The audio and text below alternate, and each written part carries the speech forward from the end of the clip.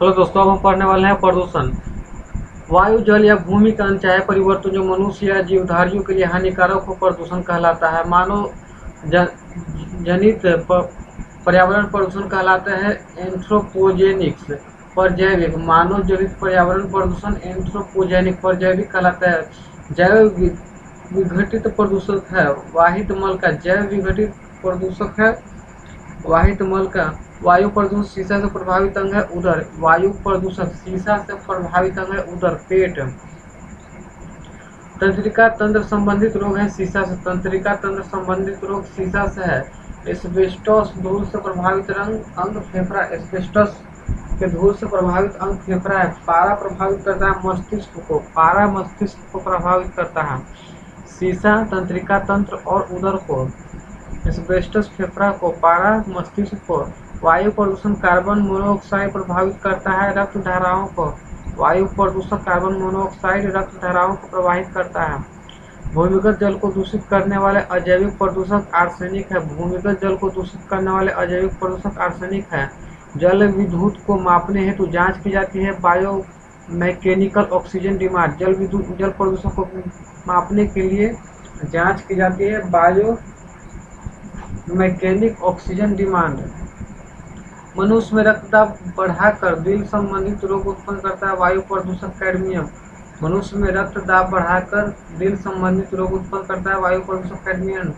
Brown air शब्द का प्रयोग प्रकाश रसायन धुआं के लिए हुआ है। ब्राउन एयर शब्द का प्रयोग प्रकाश रासायनिक धुआं के लिए हुआ है। ब्राउन एयर शब्द का प्रयोग प्रकाश रासायनिक धुआं के लिए हुआ है। पीएम एसपीएम संबंधित है प्रदूषण से। पीएम एसपीएम प्रदूषण संबंधित है। पीएम का तात्पर्य पार्टिकुलर मैटर। पीएम का तात्पर्य particular matter. SPM suspended particular matter. SPM suspended particular matter. SPM suspended particular matter. वायु प्रदूषक carbon monoxide, sulphur dioxide, hydrogen sulphide.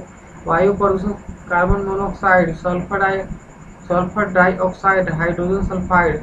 3 दिसंबर 1984 को भोपाल के यूनियन कार्बाइड फैक्ट्री में किस गैस का रिसाव हुआ था? मिथाइल आइसोसाइनेट का। 3 फरवरी 1984 ईस्वी में भोपाल के यूनियन कार्बाइड फैक्ट्री में किस गैस का रिसाव हुआ था? मिथाइल आइसोसाइनाइड का। मिनी मात्रा रोग संबंधित है पारायुक्त जल से। मिनी मात्रा रोग संबंधित है पारायुक्त जल से। मिनी मात्रा रोग सबसे पहले हुआ था जापान में। मिनी मात्रा रोग सबसे पहले जापान में हुआ था। नदियों में जल प्रदूषण की माप ऑक्सीजन की घुली हुई मात्रा से की जाती है। नदियों में जल प्रदूषण की माप ऑक्सीजन से घुली हुई मात्रा से की जाती है। सिगरेट के धुएं का मुख्य प्रदूषक है कार्बन मोनोऑक्साइड एवं बेंजीन का। सिगरेट के धुएं का मुख्य प्रदूषक कार्बन मोनोऑक्साइड और बेंजीन का। केंद्रीय प्रदूषक नियंत्रण बोर्ड दिल्ली। केंद्रीय प्रदूषक नियंत्रण बोर्ड दिल्ली। जल संरक्षण और प्रदूषण नियंत्रण अधिनियम 1974। जल संरक्षण और प्रदूषण अधिनियम नियंत्रण 1974। वाहनों से निकलने वाले धुएं में पाया जाता है कार्बन मोनोऑक्साइड और शीशा।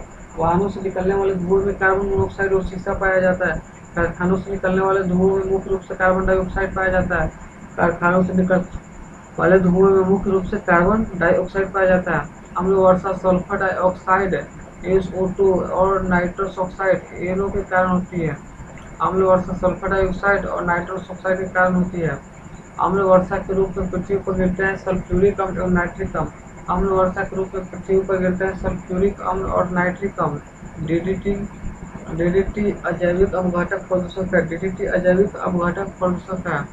संगमरमर से निर्मित ऐतिहासिक इमारतों को हानि पहुंचाता है सल्फर डाइऑक्साइड। संगमरमर से निर्मित ऐतिहासिक इमारतों को हानि पहुंचाता है सल्फर डाइऑक्साइड।